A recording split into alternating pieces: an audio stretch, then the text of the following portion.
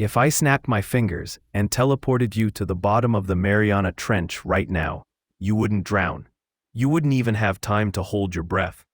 Before your brain could register the darkness, the air in your lungs would compress into liquid. Your sinuses would collapse inward. Your bones would shatter like dry twigs. At 11,000 meters deep, the water pressure is equivalent to having a fully loaded elephant standing on your thumb. You would be crushed into a meat paste instantly.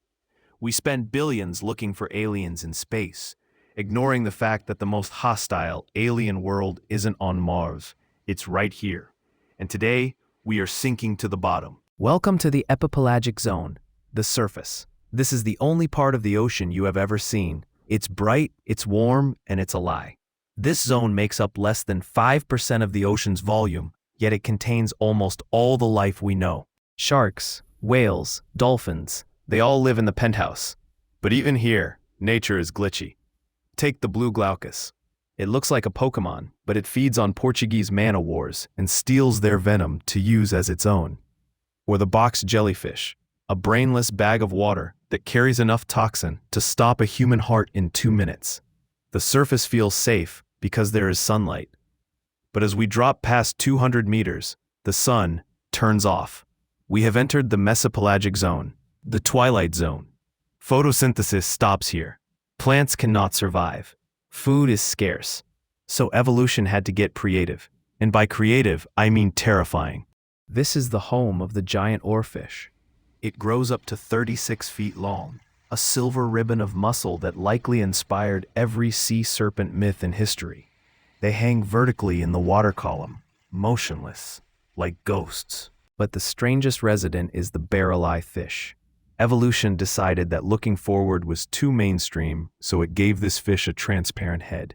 Its eyes are actually green barrels inside its skull, looking straight up through its own brain to spot prey silhouetted against the faint light above. It is a living X-ray. Down here, you aren't the hunter. You are the silhouette, and something is watching you from below. Welcome to the bathypelagic zone, the midnight zone. No sunlight has touched this water for millions of years.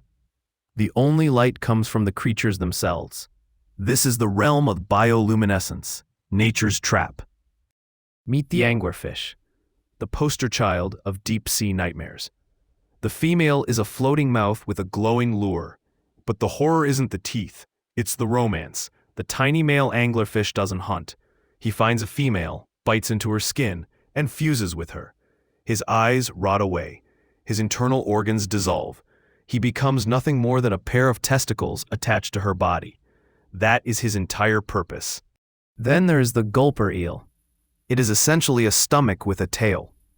It has a hinged jaw that allows it to swallow prey larger than itself. Imagine a snake swallowing a human whole and you get the idea. And lurking somewhere in this darkness is the colossal squid. Not the giant squid, the colossal one. It has the largest eyes in the animal kingdom, the size of dinner plates, designed to spot the only thing big enough to kill it. Sperm whales. The scars found on whales tell us that battles between these titans happen frequently in the dark. We have just never seen them. We are now in the abyssopelagic zone, the abyss. The temperature is near freezing. The pressure is crushing. Food is almost non-existent. The creatures here don't chase prey. They drift and wait for marine snow, a nice name for the rotting flesh and poop falling from the surface. Here lives the faceless cusk eel. It has no visible eyes. Why bother? There is nothing to see. It relies on sensory pores on its head to feel movement. It is a ghost haunting the mud. But the true rulers of the abyss are the zombie worms, or ossidacs. When a whale dies and sinks to the bottom, these worms arrive. They don't have mouths. They secrete acid to drill into the whale's bones and feed on the fat inside. They are the cleanup crew of the ocean, erasing the evidence of death.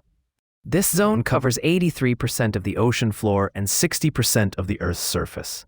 Think about that. Most of our planet looks like this. Cold, dark, and filled with worms eating bones. We have reached the bottom, the Hadal Zone, named after Hades, the Greek god of the underworld. These are the deep trenches, the Mariana, the Tonga, the Philippine. If you dropped Mount Everest into the Mariana Trench, its peak would still be underwater by a mile. The pressure here is 1,000 times greater than at the surface. It should be impossible for life to exist. Proteins should warp. Cell membranes should dissolve. Yet, life finds a way. Meet the Mariana snailfish. It is the deepest living fish ever discovered. It looks like a raw chicken breast that melted. It has no scales, translucent skin, and bones made of cartilage so they don't snap under the pressure. It is fragile, ugly, and the absolute king of the trench. But the scariest thing found at the bottom of the ocean wasn't a monster. It wasn't a megalodon. In 2019, an explorer descended 10,928 meters into the Challenger Deep. He looked out his window and saw a plastic bag. We have managed to pollute a place we can barely reach. The monster at the bottom of the ocean is us. We have explored less than 5% of the ocean. We have better maps of the moon than we do of our own seafloor. In 1997, hydrophones picked up a sound called the bloop. It was ultra-low frequency and incredibly loud.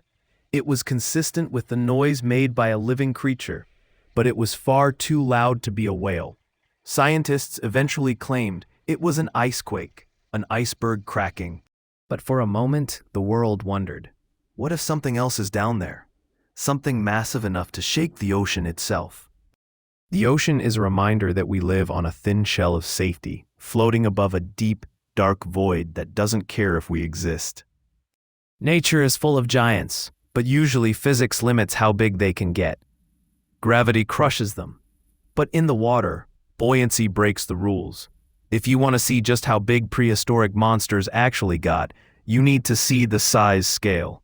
Click here to watch the size scale, how big were prehistoric monsters, where we compare a T-Rex to the things that used to eat it for breakfast.